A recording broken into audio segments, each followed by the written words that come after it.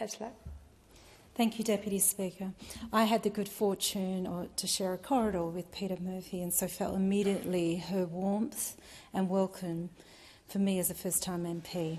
I often experienced her sharp wit and her smile. Peta showed me how authenticity matters. In her first speech in 2019, Peta remarked that she wanted to leave our democracy in better shape than she found it. She has achieved this in many ways, from being a fierce and effective local representative for the constituents of Dunkley, through to supporting milestone legislation such as the National Anti-Corruption Commission, and in her other work, often out of the public eye, such as the way she gently drilled down into evidence given in committees such as that in pursuit of an Australian framework to protect human rights and holding government accountable to those rights. She was a champion of human rights and leaves us all with the ongoing challenge to do better. She was the same in her approach to all matters, large or small. I remember in her duty to this place, she would arrive for the start of Parliament each morning.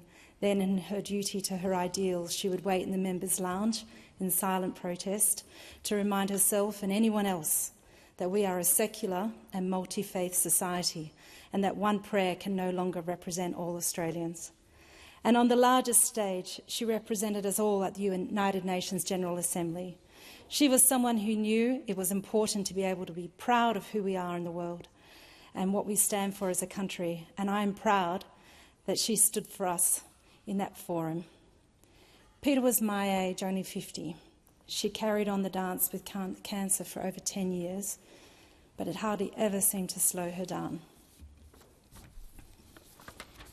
Just last week here at the APH, Peta hosted the launch of the report by the Breast Cancer Network Australia, calling for those with metastatic breast cancer to be counted on our registries in order to improve outcomes, because with better data comes better research and better treatment. I know others will bend ourselves to ensuring that this occurs. Interviewed on RN Breakfast about this last week, Peta reminded us that while we acknowledge the courage of those who live with metastatic cancer, it is also important to acknowledge the difficulty of their journey and to talk with them about it, to connect.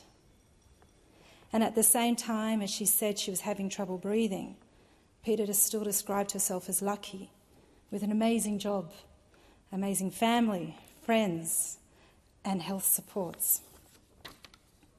Patricia Cavalis described her then as smart, kind and funny.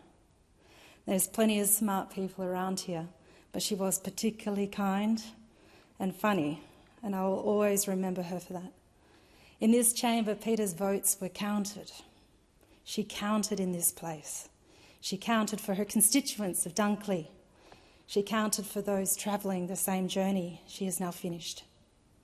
My heart goes to Peta's family, her friends, and to her team. Peta's was a rich life that we wish had been longer. Thank you.